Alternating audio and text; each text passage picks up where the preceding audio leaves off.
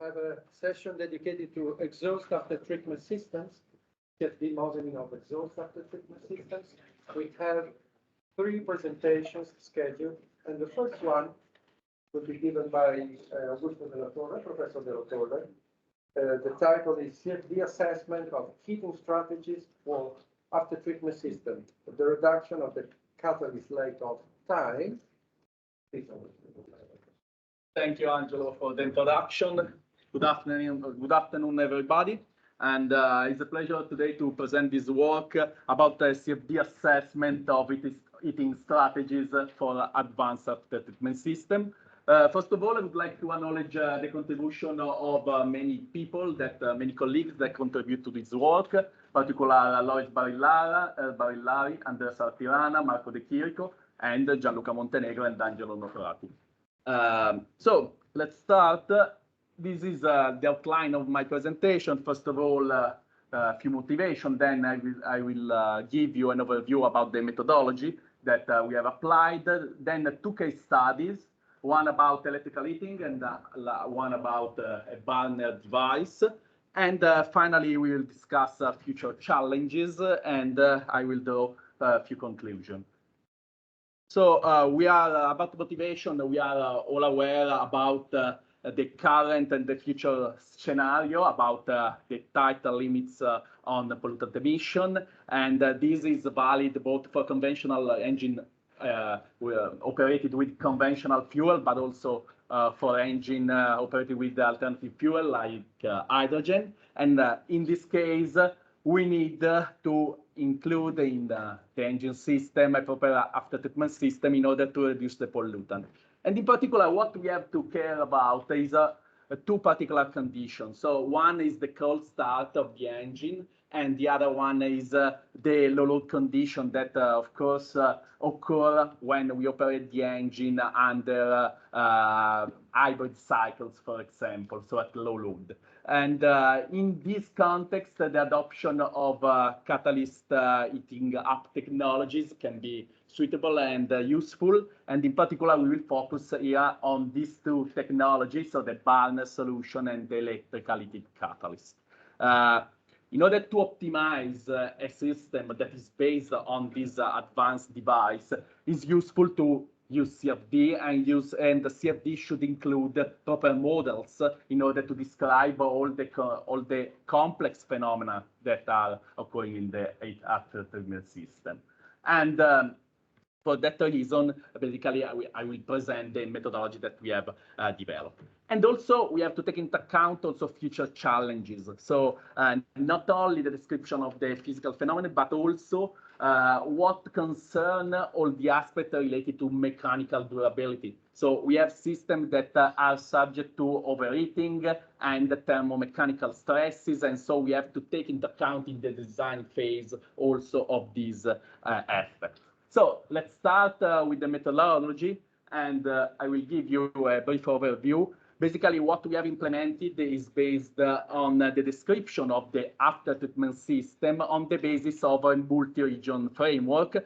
Basically, we have different domains based, in particular, for the description of the gas phase, so a fluid domain, for the description of the solid part, so metallic walls and so on, that is the solid domains, and also we have the description of the substrate, so the porous monolith that we have include on the after-treatment system, and basically is where the catalytic reaction occurs. Also, we have to take into account, for example, electrical heating. Okay, electrical heating could be taken into account as an extension of the modeling of the generic substrate, so integrating an electrical circuit.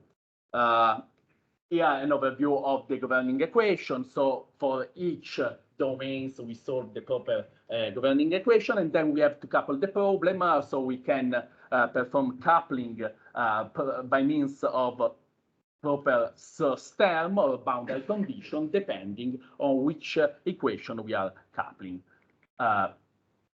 The most important part is the modeling of the substrate, and for that we are implementing a class hierarchy based on the definition of the coupled fluid-solid zone. The coupled fluid solid zone basically is the base class, and on the basis of that, we can extend, taking into account the fluid dynamic resistance, the flow resistance, the heat transfer and the mass transfer, and also on the last layer, we can also include the definition and the solution of the chemistry of the chemical reaction. Then we need some submodel. I can go through quite quickly. So first of all, we have to describe the geometry, and these could be the geometrical properties of generic honeycomb or metal substrate, but also we can take into account also different substrates like open cell foam. And we need a flow-resistant model, the permeability model that can be based on the proper correlation depending on the substrate. We have to add interface mass transfer and heat transfer model by means of proper correlation. And one particular point is the modeling of the catalytic reaction. Catalytic reaction are surface reaction, and for the modeling, we apply a definition based on the definition of the reaction rate described by means of Langmuir-Hinshelwood expression. Basically, what we take into account is to consider that we can have some inhibition term, and basically we have to take into account the competition among the species to occupy the active sites on the surface, catalytic surface. Okay, we have a flexible framework in order to specify the arbitrary mechanism that we want to consider for the particular catalyst that we have to consider, and basically we can take into account different types of reactions, so oxidation, reduction, steam reforming, water gas shift, and also storage problem like oxygen storage or adsorption of desorption of some particular components. For what concerns storage, this is a particular issue that is quite important for the operation, for example, of three-way catalyst. In this case, it's important to model the oxygen storage, and in particular, we have to take into account the storage of oxygen as an oxide of cerium, or also the absorption of desorption that we can have for different species. For example, the water, this is important for conventional engine, but for example, also on hydrogen engine, but also the absorption of hydrocarbons, the absorption of ammonia, for example, when we have a CR system. Then we have to include the modeling of heating devices. And in this case, if we focus on the electrical heating, we have to describe the fact that we have basically a serpentine, a coil that where we apply a potential difference, and we have the generation of heat by means of Joule effect, due to Joule effect. So the approach is to describe accurately the geometry of the coil, and in particular, we have to take into account that also these can be also a porous medium, and we can find what is the heat generation by solving the equation of the electric field, applying a potential difference between the extreme of the coil, and then solving for the current density, and then the Joule heating. Another important part is to take into account the radiation. The radiation, in particular, when we have high temperature during the heating of the after-treatment system. This can occur both when we operate with burners, but also when we operate with electrical heating. And so in this case, we apply usually a simplified P1 radiation model. So basically, we solve just one radiation transport equation, just without taking into account a few factors. But on this basis, we have to take into account the radiation contribution of the substrate. So basically, the substrate contributes to the radiation by means of an emission that can occur at the boundary of the substrate, so inlet and outlet. And also, we have to take into account that when the radiation passes through the substrate, we have a phenomenon of absorption. So we have implemented the submodel required to manage this kind of improvement. Okay, so this is basically the overview of the methodology. And at that point, we can pass to the second step. So to analyze different cases, and in particular, I would like to focus at the beginning on this after-treatment system with electrical heating. In particular, we are considering an high-performance engine. We have, in this case, is a V12 engine, and we are just considering one bank. We have a system that is equipped by an electrical heating system and a three-way catalyst substrate. The operation of the system is divided in three phases. So we start with the first phase, just turning on the heating of the electrical heating device. Then, after 20 seconds, start the second phase where we switch on the secondary air, and then at a certain point we can turn on the engine. So we switch off both electrical heating and secondary air, and the engine is switched on. The modeling of the exhaust line is addressed by a multi-region mesh. We have overall a mesh of 13 million cells that are divided on the different regions, so fluid, metallic, catalytic substrate, the electrical heating, and also the thermocouples, because we perform also validation on this configuration. And when we operate the system, we can start from the prediction of the voltage field in the electrical heating coils. From the voltage field, we calculate the current density. From the current density, we have the Joule heating, and then we have the effect of the contribution to the temperature. Here is represented the incident radiation field, and what we can appreciate is that the radiation propagates in all the after-treatment system, but when arrive here, where we find the blue, that is the substrate, basically is absorbed, so does not pass through the substrate. And here we can see the different phase. So this is phase one. The electrical heating is turned on. We have zero velocity flow. We have a solid temperature due to Joule heating. And here we can see the fluid temperature, where we increase the temperature of the fluid around the coil of the electrical heating catalyst. Then phase two. During phase two, we switch on the secondary air. So basically the idea is to have a flow that passes through the exhaust manifold, and then we can apply a transfer of energy from the electrical heating to the main substrate.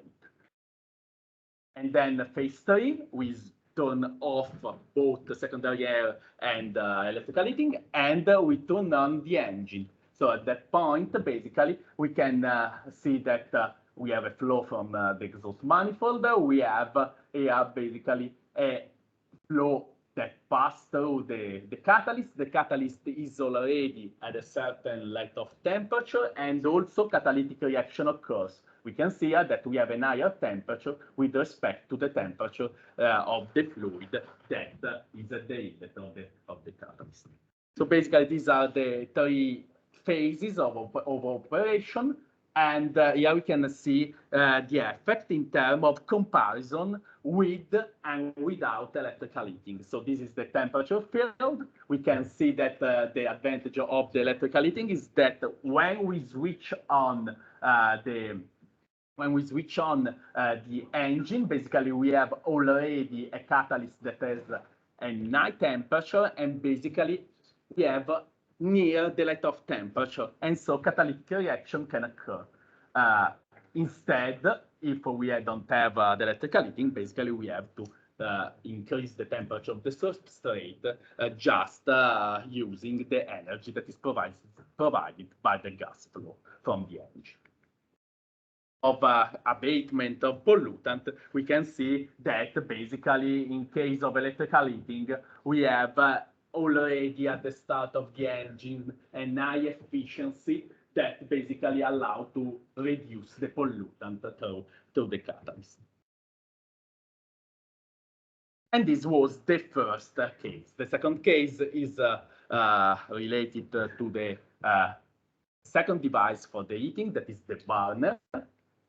In this case, we consider a configuration of another engine, another high-performance engine. This is a turbo engine and is equipped by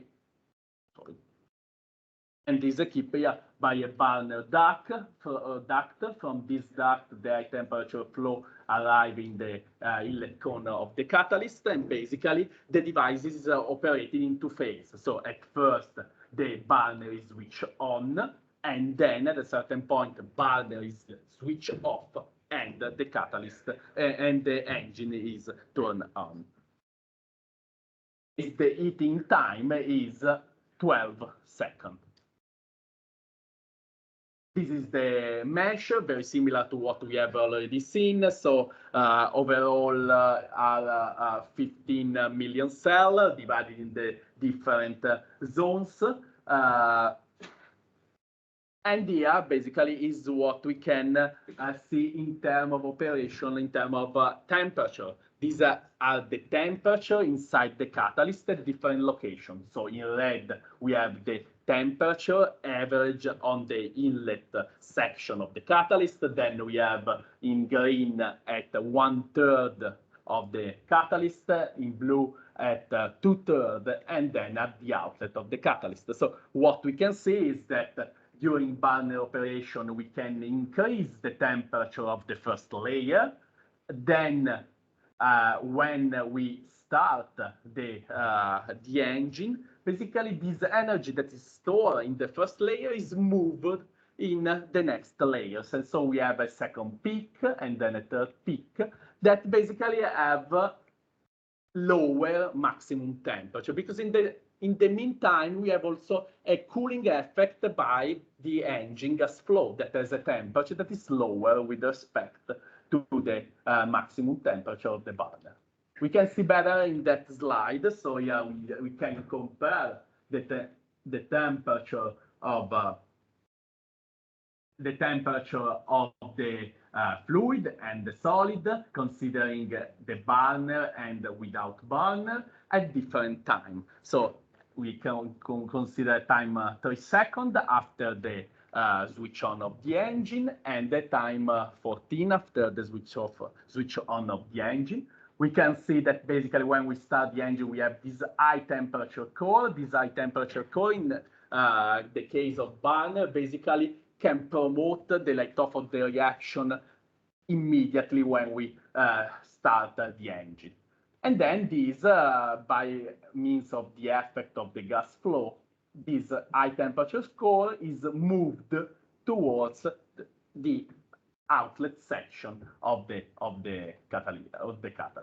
Instead, in case without burner, is the normal operation of the engine without any heating device. So we start progressively to heating up the substrate, but this takes some time.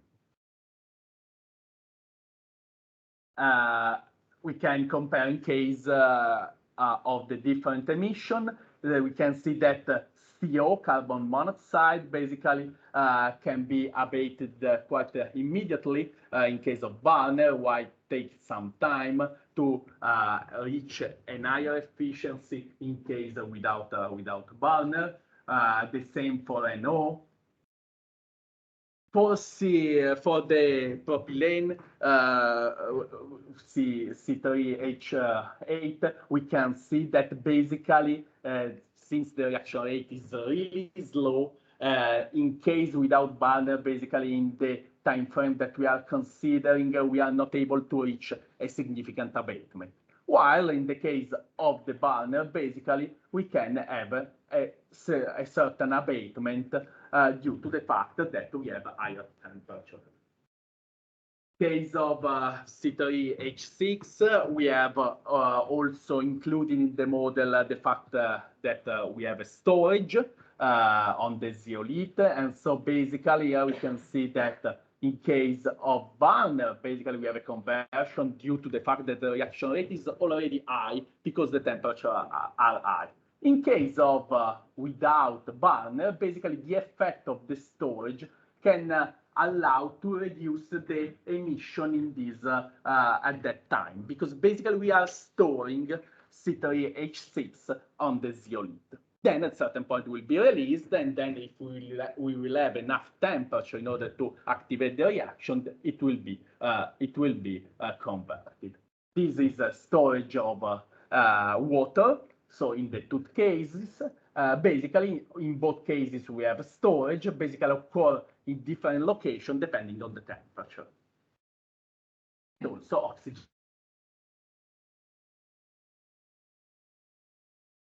If you consider this part, for example, at 14 seconds for the burner case, you can see that here we have a nice storage of oxygen here. If you consider the NO conversion, in that region, the NO conversion is low. But okay, this is just to show how basically the burner can be effective in promoting the conversion of the chemical species.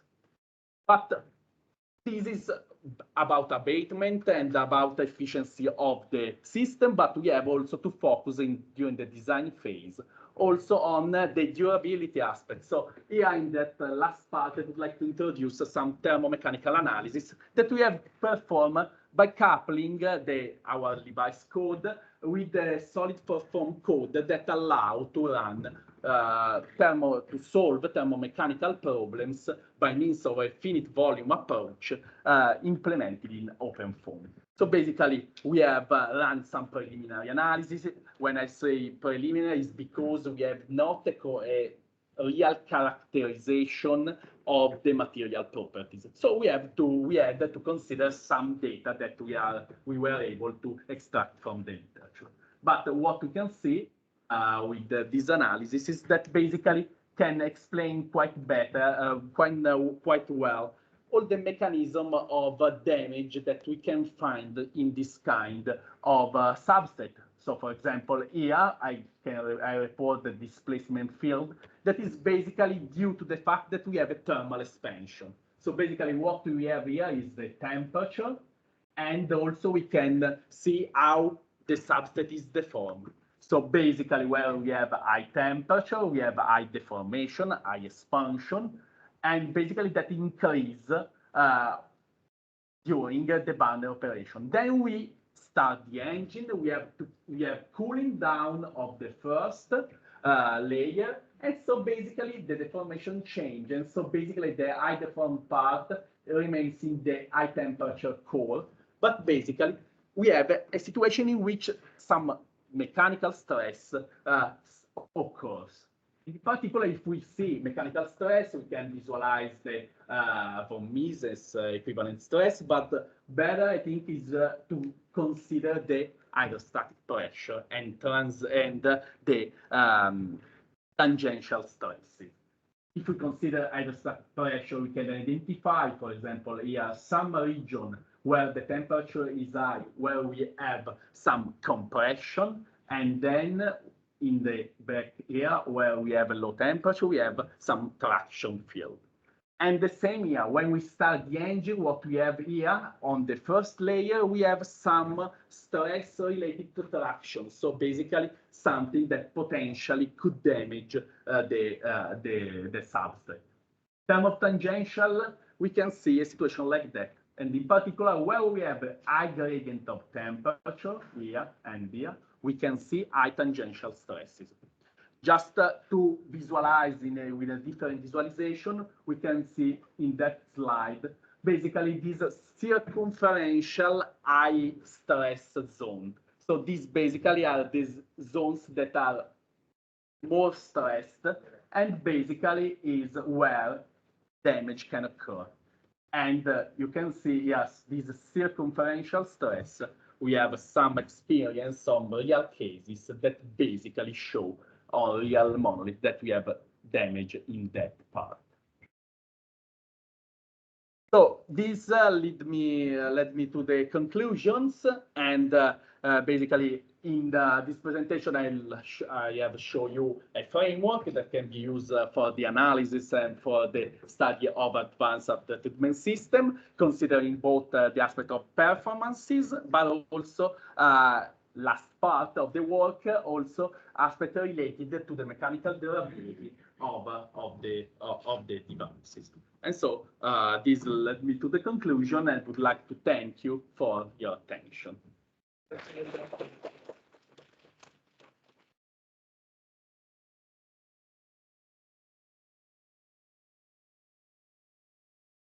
Time.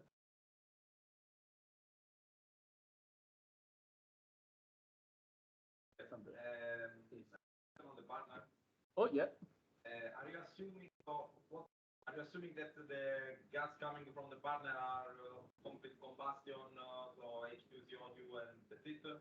Yeah, we have some data, experimental data of composition, and these basically all burn. We have some pollutants in there. We consider also that for the conversion. I did not include it in that slides, but basically I have also the abatement for that.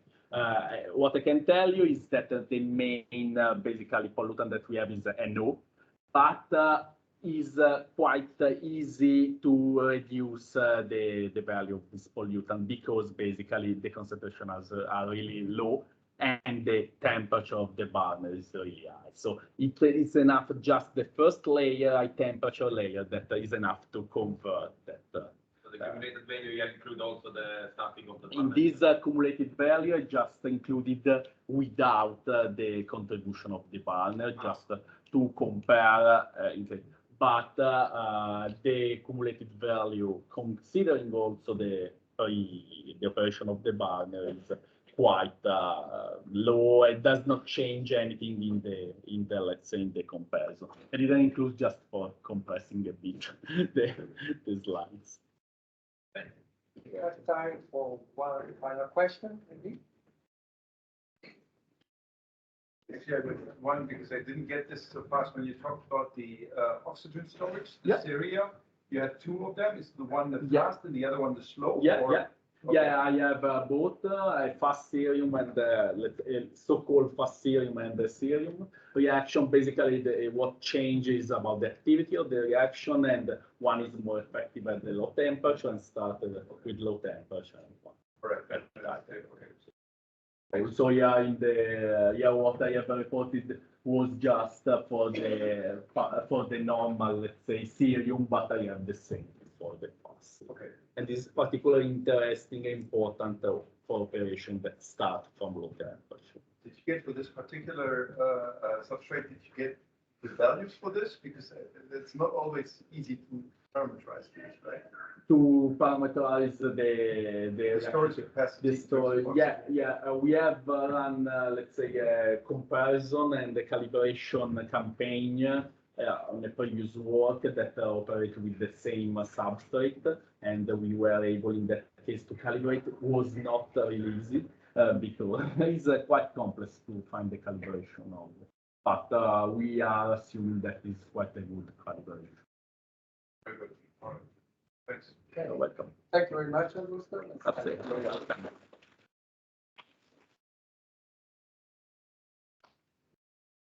Now, the second speaker, Anitech Technology. I don't remember his name. It's not a program. Naroa Sandua. Naroa Saldua. Okay, so he will give a presentation entitled Full-Scale CFD Simulation on Advanced Results After Treatment. That's right.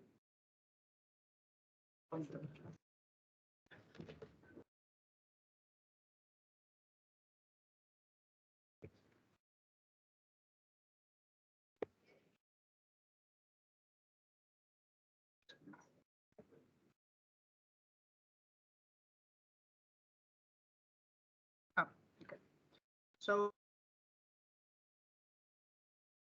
Zaldua. I work at Emitech Technologies. And even if the title of the presentation is full-scale CFD simulation and advanced exhaust after treatment, which had been done in commission by us in collaboration with the University Politecnico of Milano, I won't concentrate so much on the scientific technical details of the simulation, but today I just want to explain you what is the motivation from the industry point of view to have the simulations that you are running with your systems. What is the situation today for the industry as a component supplier? And what is the future bringing us, and what are the requirements for your simulation systems? So,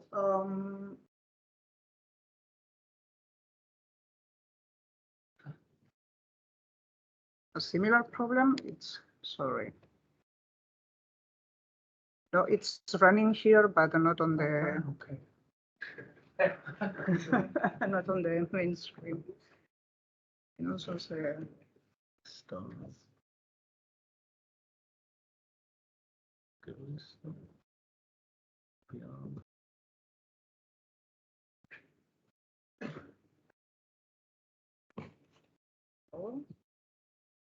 Okay.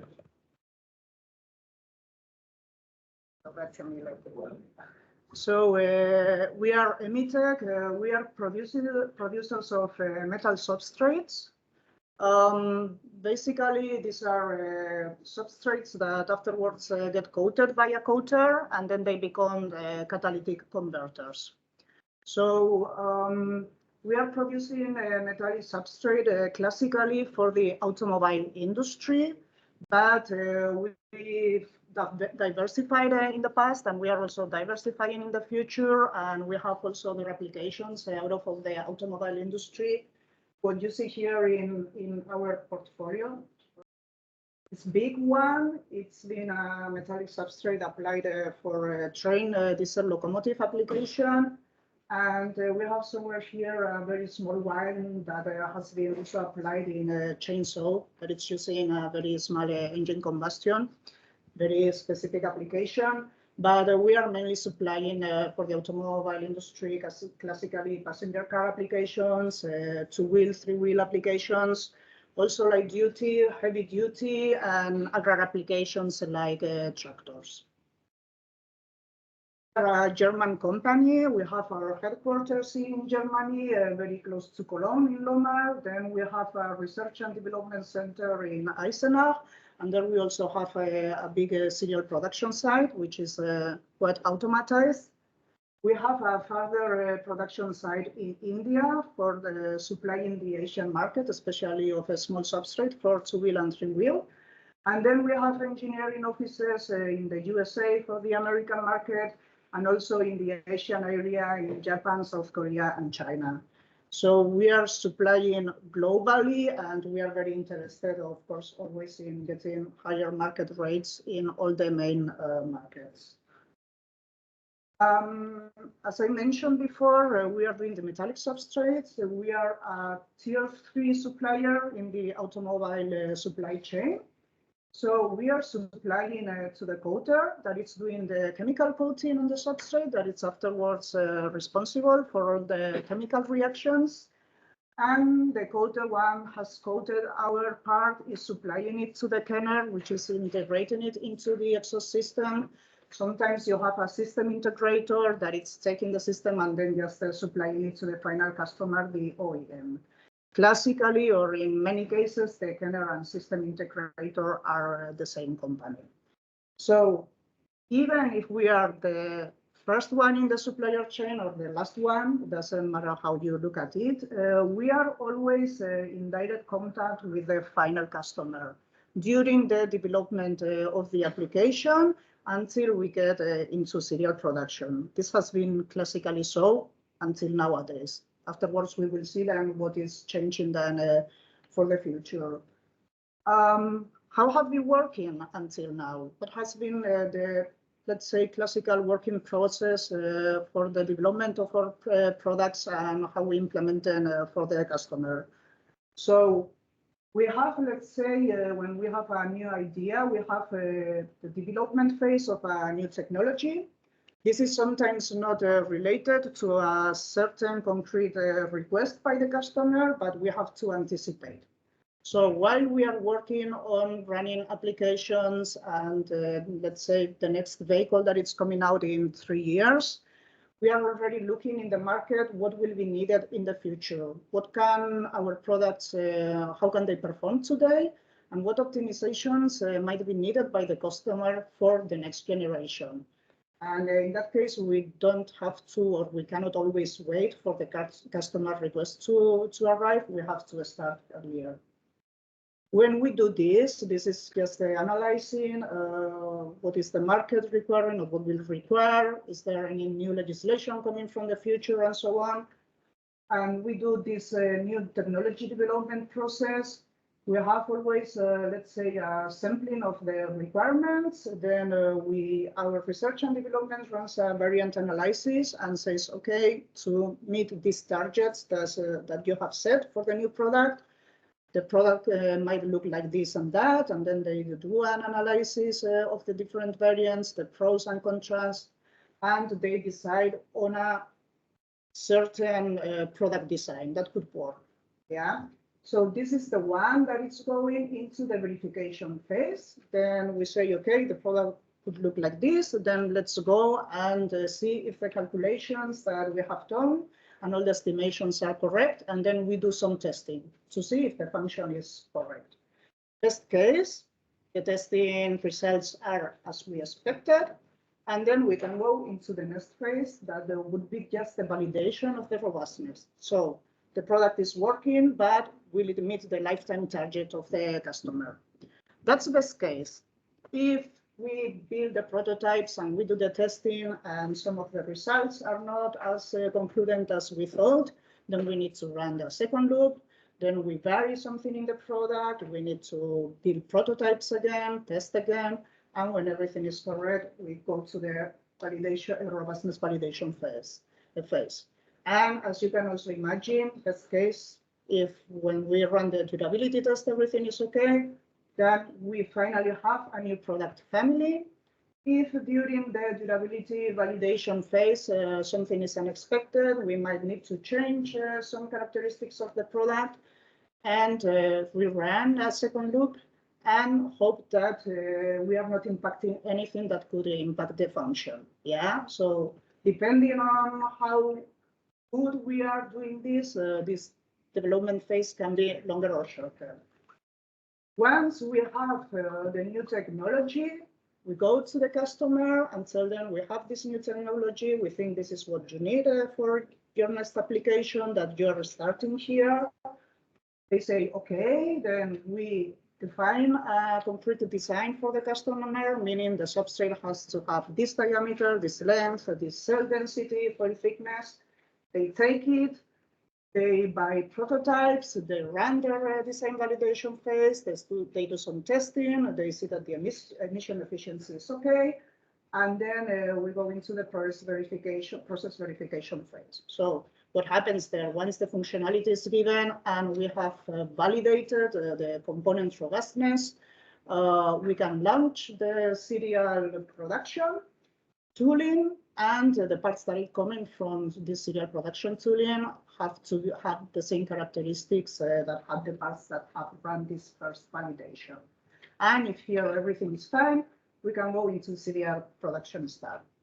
That's how have we been working until lately. And here are the main points. So the development and introduction phases of this new technology require some testing for the verification and for the validation phase. This is unavoidable. Best case, we can reduce the testing to a minimum, but sometimes we have to run loops.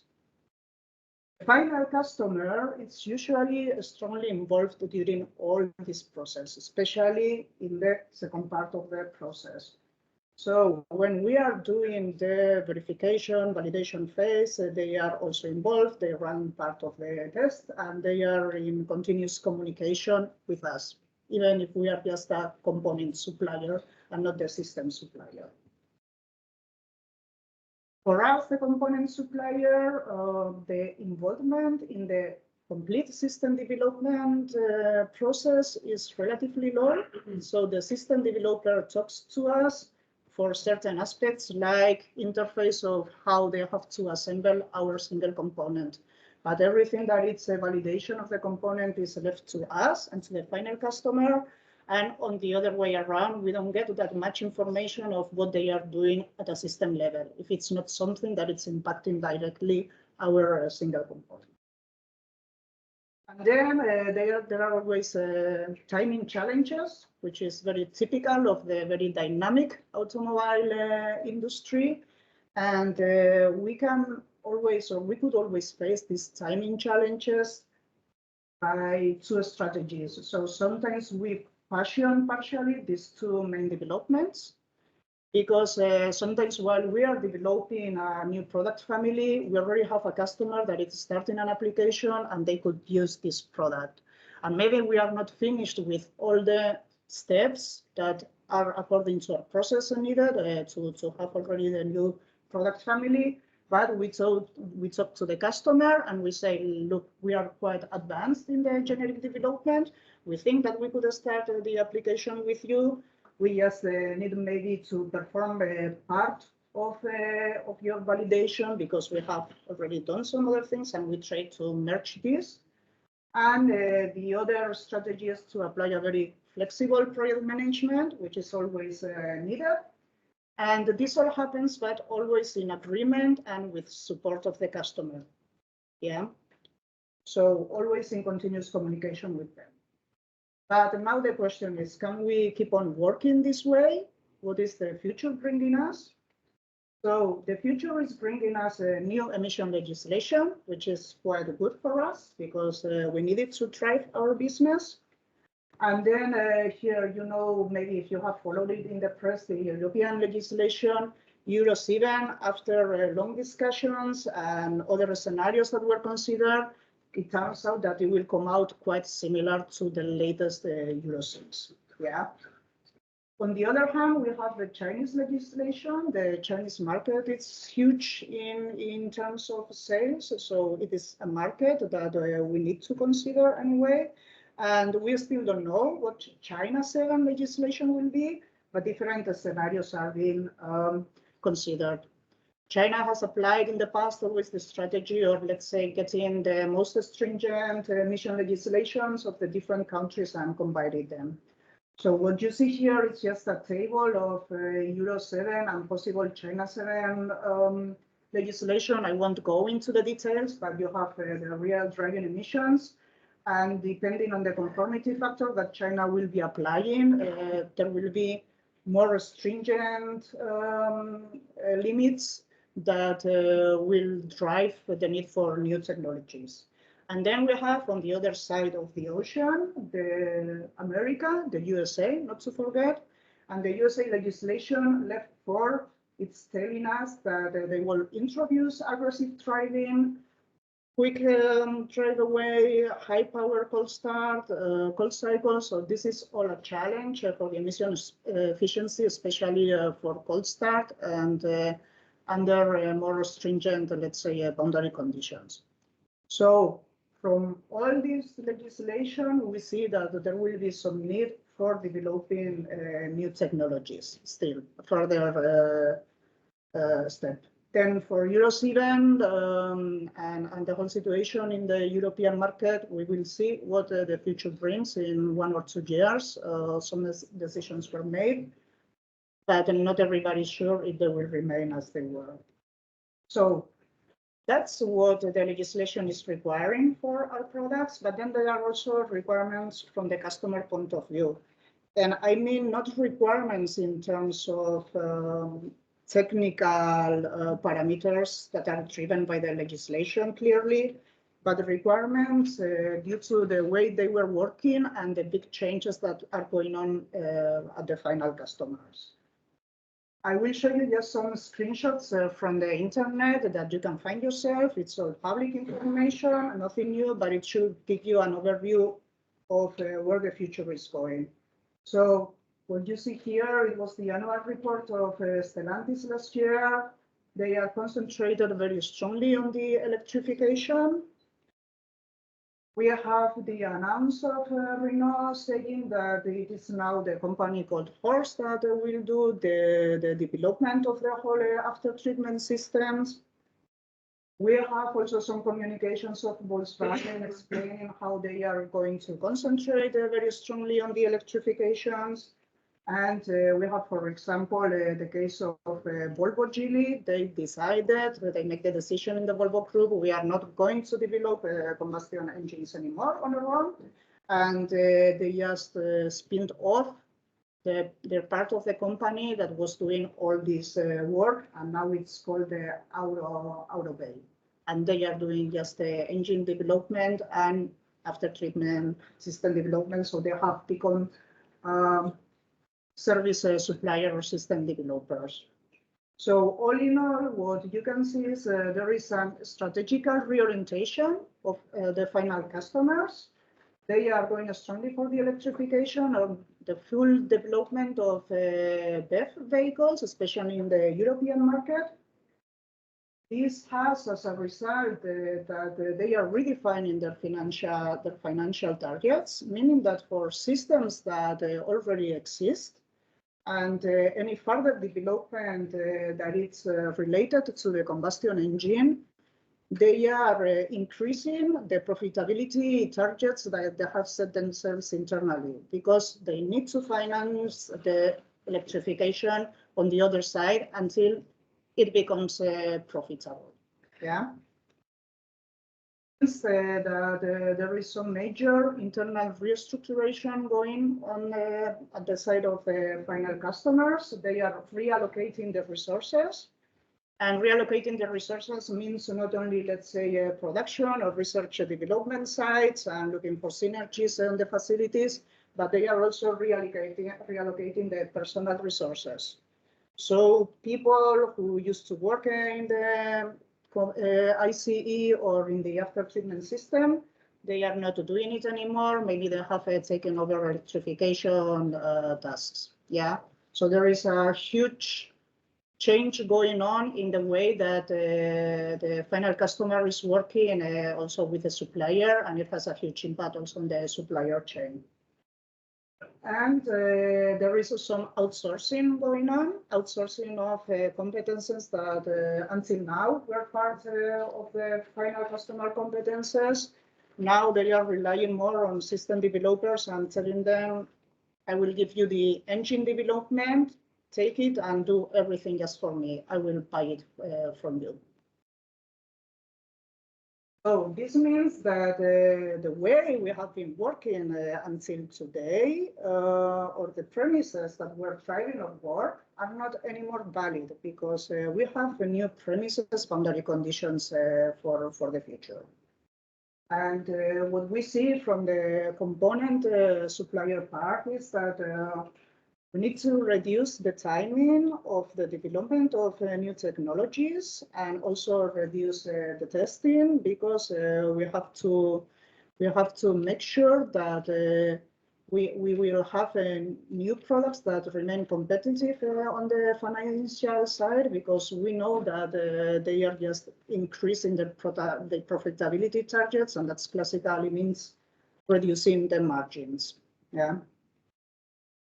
The final customer that with which we had a very fluent and continuous communication, these relationships will change completely. We won't be talking anymore that much to the final customer. They will have a low involvement in our component development, if none at all. Depends a little bit on the customer.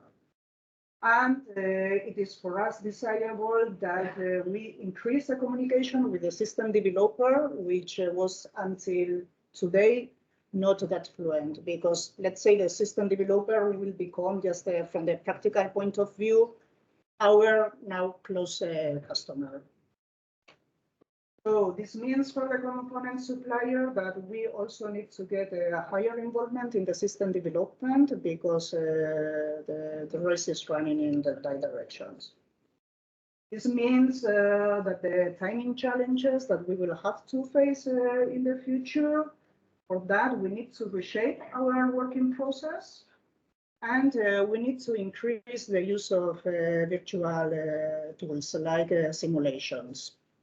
And I will show you afterwards a practical example so as you can understand it better.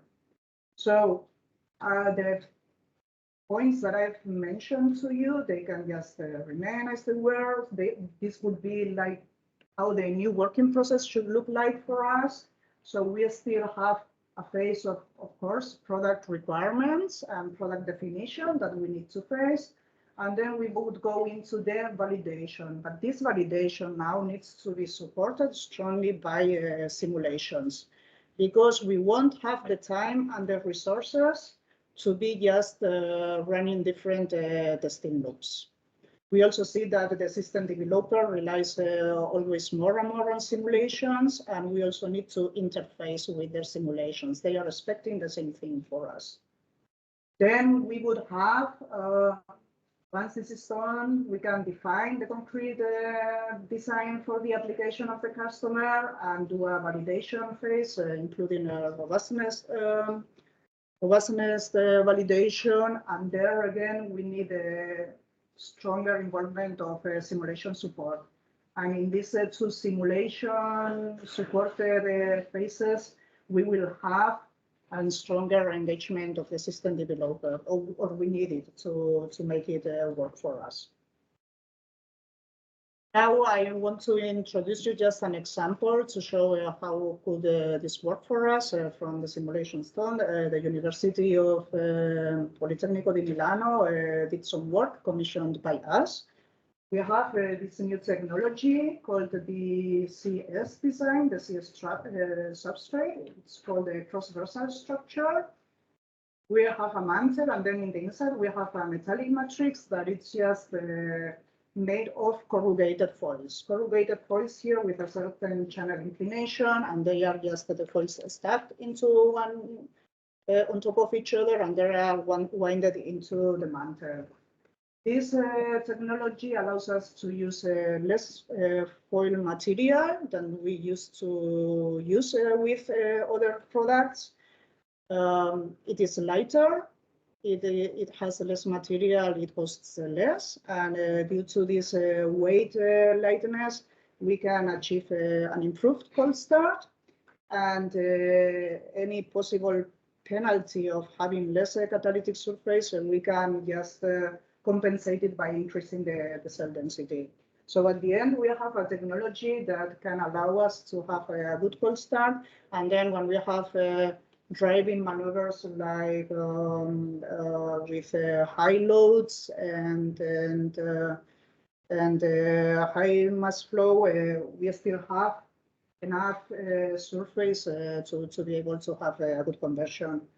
We see this technology as key for future applications, and we are very interested in trying to understand, beside that, what is here in the substrate that we could optimize to make it run in different applications. We did the collaboration with the University of Milano. We have a current serial application of a customer where we are in serial production with another product. And now we will be introducing this CS for the next generation of that engine. The engine looks like this. It is a 4-cylinder engine, 1.3 liters. And here you see the after treatment system. Here is the turbocharger outlet. And you can see in this picture where our substrate is placed. So it's just directly out of the turbocharger going into a substrate, and this has been modeled by the University of Politecnico di Milano using OpenFOAM, and this is just the kenning around it. And we were interested in knowing, because we have experimental data of investigations that we have done with this application architecture and with new technology. We were interested in understanding, besides of how it is working in this system, is there anything that we can improve in the substrate for in other customers or other applications that will come out. We have a certain direction of our files within the substrate, and this kind of modeling allows also to model this directioning within the structure.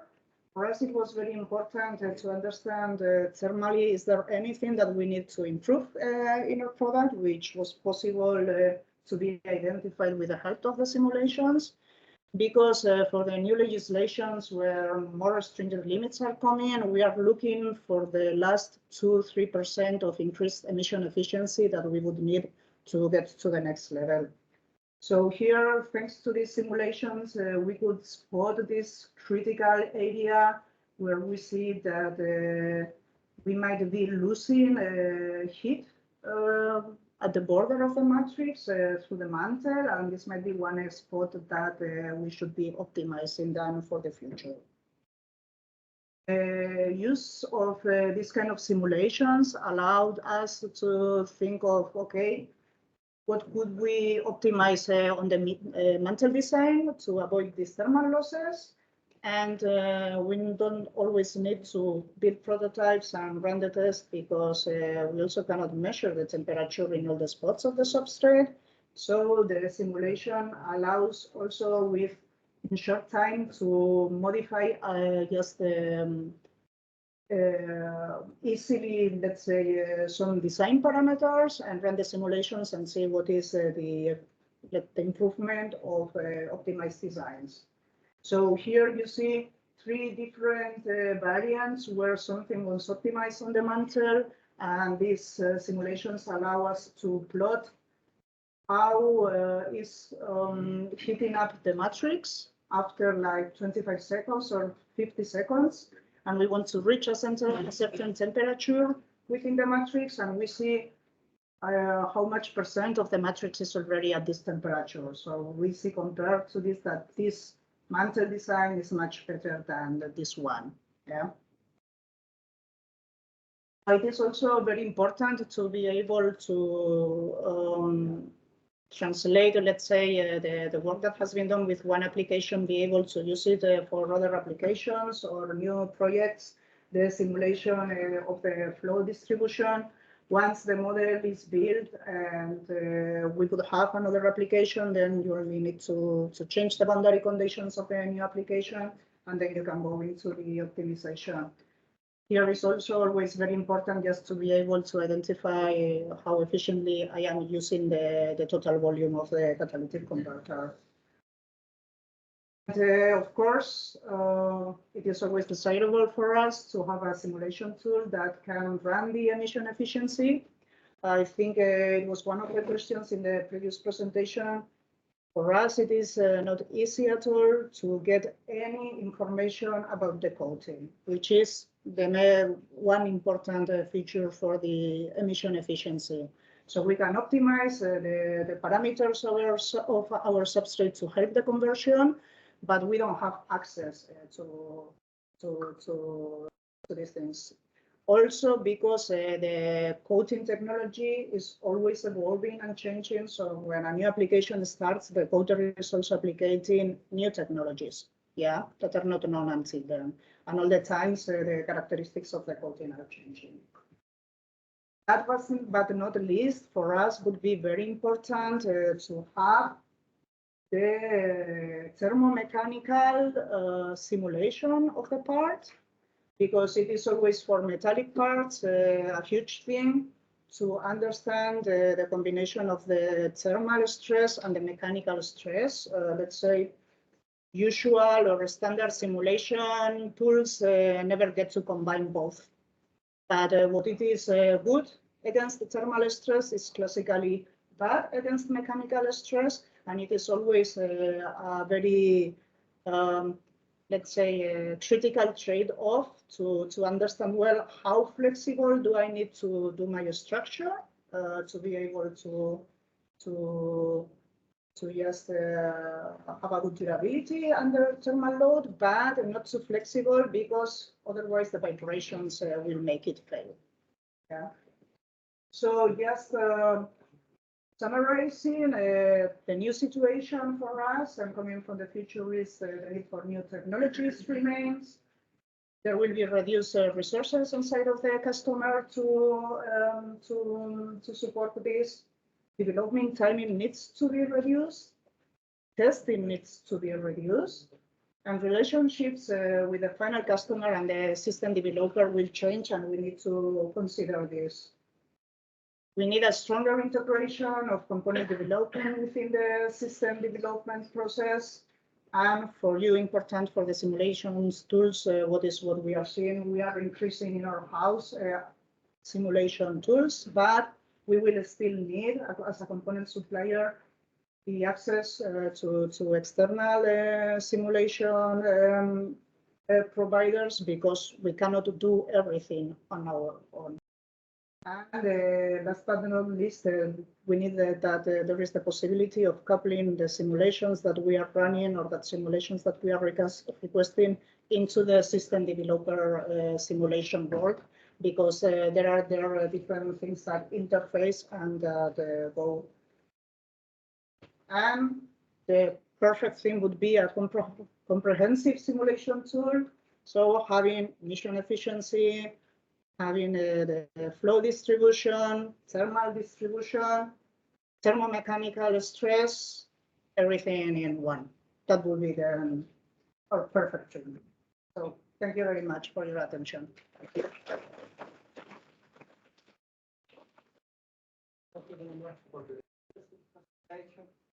I have time for one question or two. Question from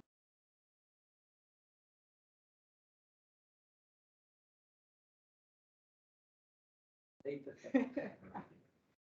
Oh, one from Gabriela, please. Very nice presentation. I was wondering about time frames, because right now all the how much is this time currently and how much is it in the paradigm? So that's a very good question. I will question that it's not very easy to answer, because there are let's say, times that should be, and then there are the real times when a project is happening.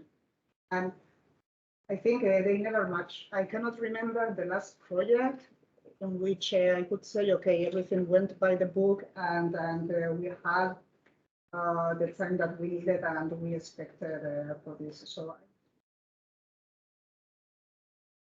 I will give you one practical example. The last project where we are now going to introduce this new technology in a serial application. The work that we have been doing daily would be this orange phase. So that project, it has been now 1 year. And 1 year is not the ideal timing, and it's not what it should be. This process should have, if you do it correctly, also on the customer side, it can last normally like 2 years or a little bit more. This one here is a little bit more difficult to define, because it depends. It's mainly on company internal work. Yeah, it's this basic new product development. And the times can vary a lot depending on the resources that are available, because, for example, our R&D is using the same test facilities that we people from the application working with the customer in this final application uses. So if I have a project that it's running for a customer and the customer tells me, I need your test results in 2 months, I call our R&D testing center and I say, I need this test. They can tell me, well, our research and development has placed this other test, and then it's decided that they prioritize what is important for the customer. So sometimes here can take like 3 years. Sometimes it has been 5, but it's something that started like very, very soon, before anyone knew that we needed something like that. And I would say now for the future, what we need, I think it's the last project. It's a good example. If the technology exists 1 year, it's what maybe the customer is going to give us. If it's something that is really new, beginning from zero, and we need to introduce it like we are doing with another customer, 2 years, 2.5 years, and that sounds maybe like a lot, but it's really nothing. It's really nothing because it's just not only that you have this project, you have all these other projects running within the company, and then there are other aspects that are related to it, like financial, I don't know, financial agreements between the customer or not, and certain dates then are released on time or not, and this has also an impact on what can you do until the next date or what cannot you do technically. But I would say that we need this kind of going between 1 or 2 years. I don't know, more or less. Okay, I think we can stop the discussion right now. Thank you very much. We have now final speaker, very lucky position. No problem. We are going to have pizza all together, so there's no issue. So you have your thanks. Roberto Lange from TU Darmstadt will give a presentation titled Understanding Spray Wall Interaction in SCR Systems Based Reference Data Insights.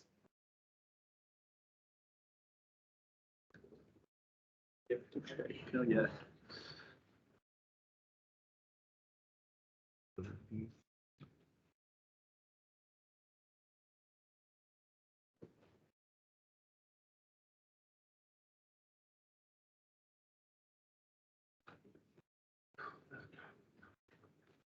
We have to check also Teams.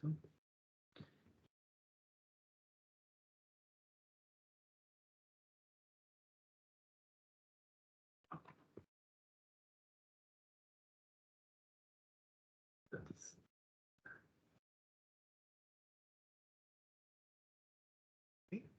and campus.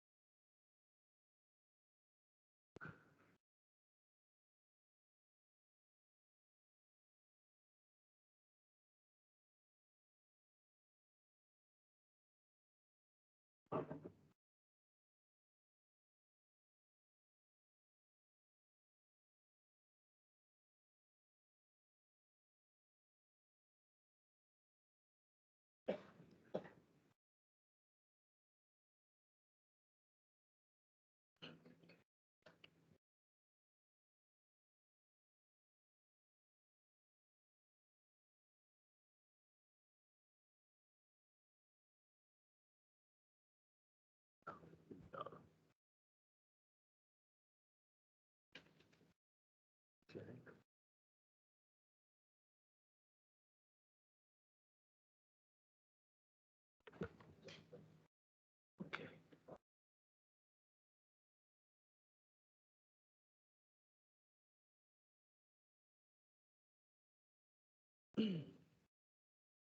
So let's get started.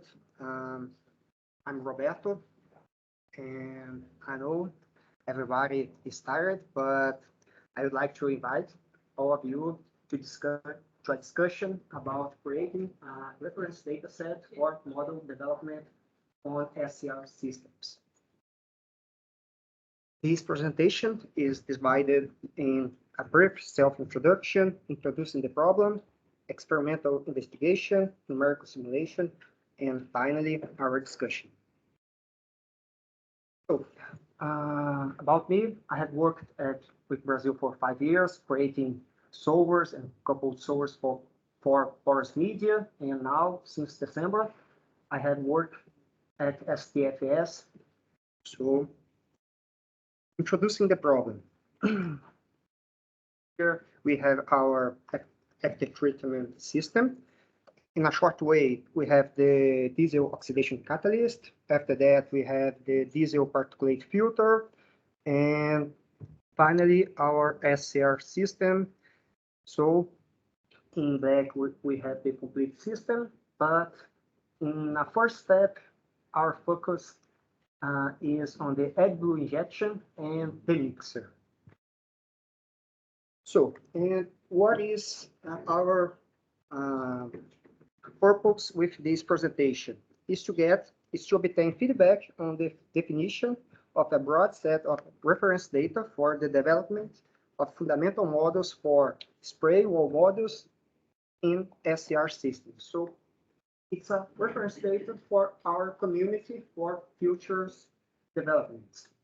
So we have a test bench, a technological podcast test bench, and we can have validation of spray flow interaction, validation of wall film flow interaction, investigation of variable spray mixer configurations, and investigation of deposit tendencies.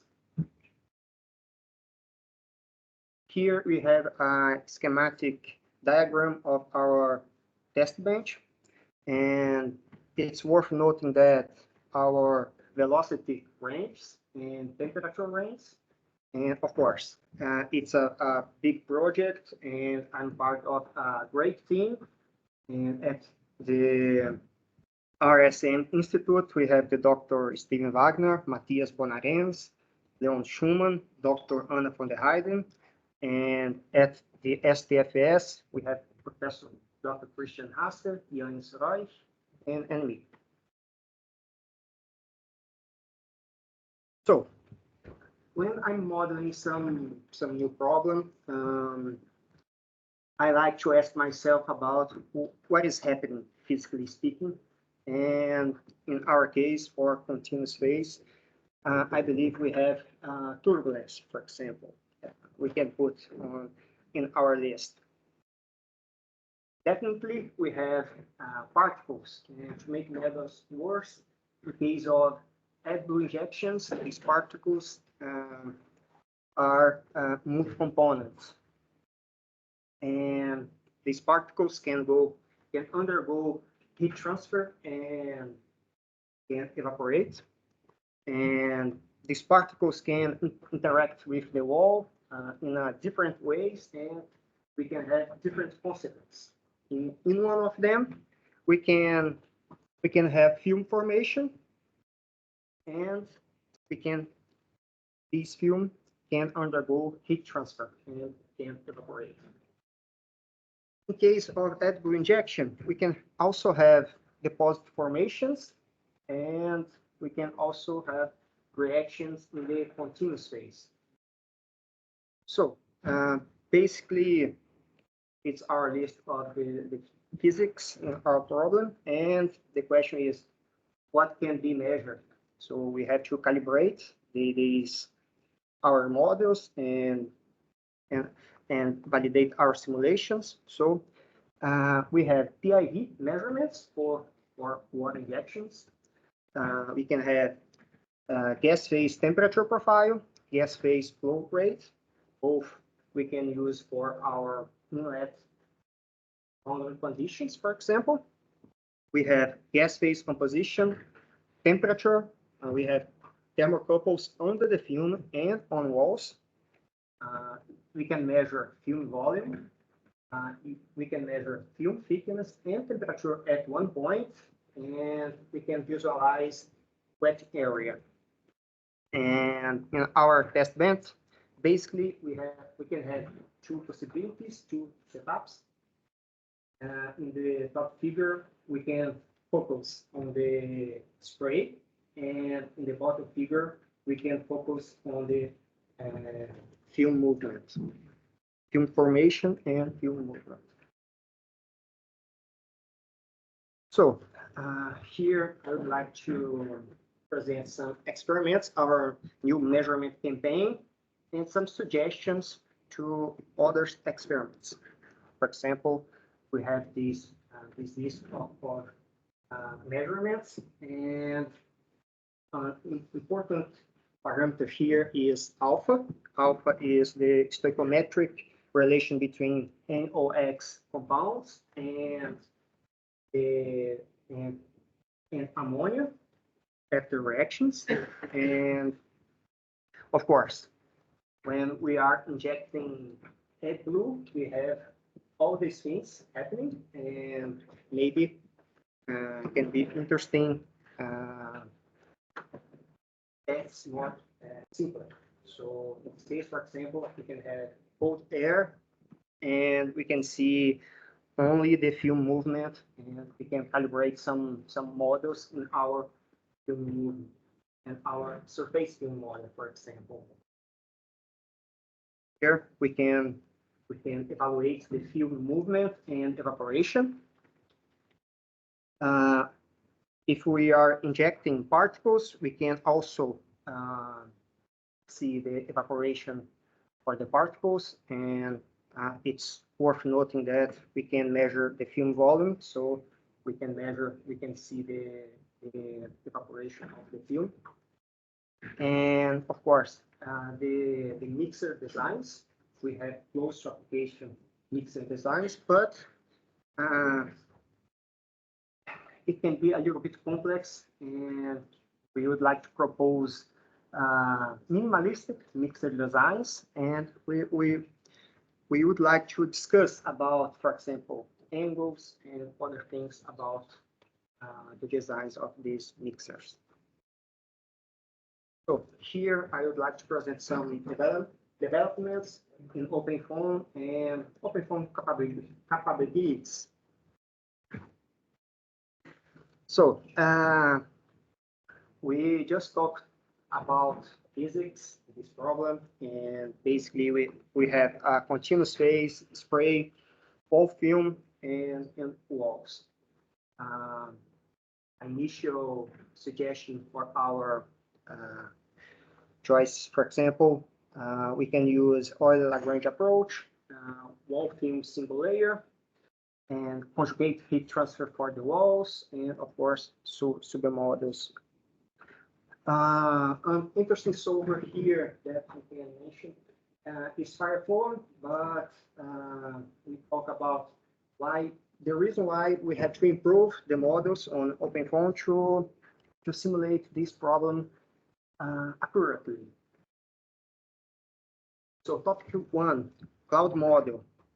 The standard model in OpenFOAM is the reacting cloud, and we can use this in our simulation, but there are a lot of reactions in these particles when we are injecting AdBlue. So maybe it's interesting use reduced models. So we implemented reacting table. It's a connection between tables from reduced models and OpenFOAM environments. Here, I would like to mention the reduced urea water solution model from KIT. And basically, we provide at the initial of the simulation ambient temperature, initial diameter, and Reynolds number. And during simulation, we can provide time step, Reynolds number, and ambient temperature, and we can get all the information about the particles. For example, density, temperature of the particle, and mass fractions, mass and heat flows. Topic 2, mass transfer between cloud and wall film. OpenFOAM has the model thermal surface film, but it's only for one component. And here I would like to mention Dr. Kaushal Nishad's work.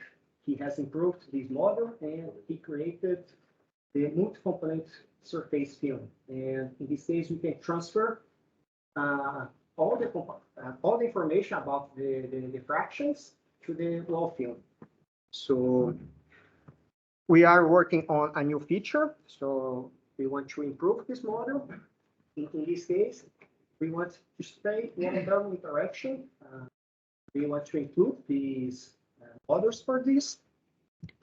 For example, when the particle hits the wall, hot wall, for example, we can transfer energy between the wall and the particle, and we want to include this on OpenFOAM. So, topic 3, wall film model. Again, we have the thermal single layer in OpenFOAM, but it's only for one component. And Kaushal's work has improved this model for multi-components. So it solves transport equation for each species. We are working on a new feature. So we want to include the heat transfer, wall impingement, and CHT. So, and of course, we can have deposits formation, and a stationary phase can be here in our film.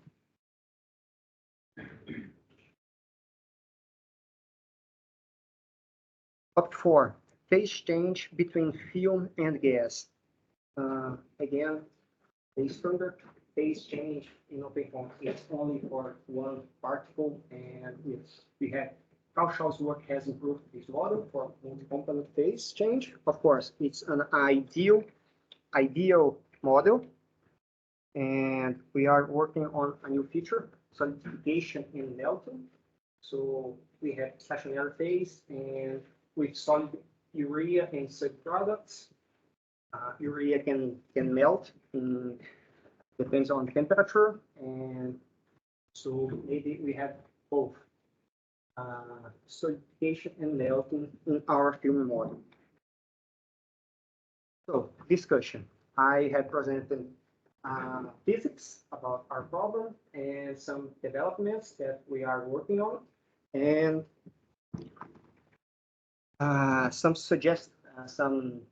I'd like to suggest some topics here. For example, values for alpha, different values.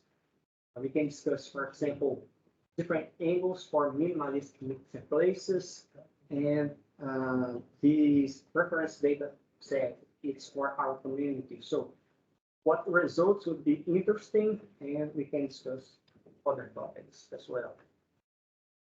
Thank you very much, and let's start.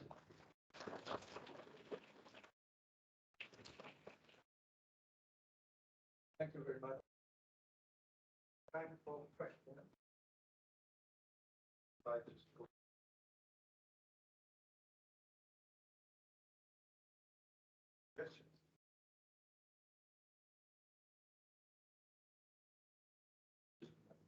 Thank you very much for this presentation, for the ongoing developments. Can you comment the film model, what is already available in standard document 5, but the developments required suitable to your? Yeah, it's interesting. I think the wall film model in the phone, there is not the same development of, for example, for particles. So we have to improve a lot the wall film model, and I believe we have a good base for this. And for example, the multi-component transport, multi-component single layer, it's not so different from the thermal single layer, and I think there is a base for example, transfer multi-component mass for the continuous phase and for particles. So I believe we can make a 3-layer solver, for example, with the CHT solids, the wall film, and the continuous phase, and change information between all these 3 solvers, for example. Any other questions from the audience? Just may add very briefly, Roberto. So to give you a little bit of context, so this is a database for mostly experimental database that we can build because we have in a running project the possibility to do these measurements. Initially, we thought we'll do very complex mixtures, but then we thought it's better for the community to have a well-defined benchmark data set with a very simplified configuration, as you, Roberto, showed. So one is the part with the wall film formation and deposits, but the mixers, we decided in the end just to have a blade We can change the inclination angle, the width, the thickness of the blade, whatever you want to do. So what we're asking you, if you have special interest, well, most of you probably interested in after treatment modeling, but and SCR systems, but we're open to suggestions. So the first measurement campaign will happen very, very soon. But this project is still running. So what we're really aiming for is service to the community, not only for ourselves, but we want to share the data as soon as it becomes available. So if you have any suggestions, what is particularly interesting, where you can get data that breaks the model that you have, and you can write a proposal to improve it, please feel free to reach out and let us know. Final question? If not, we can thank Roberto. Thank you.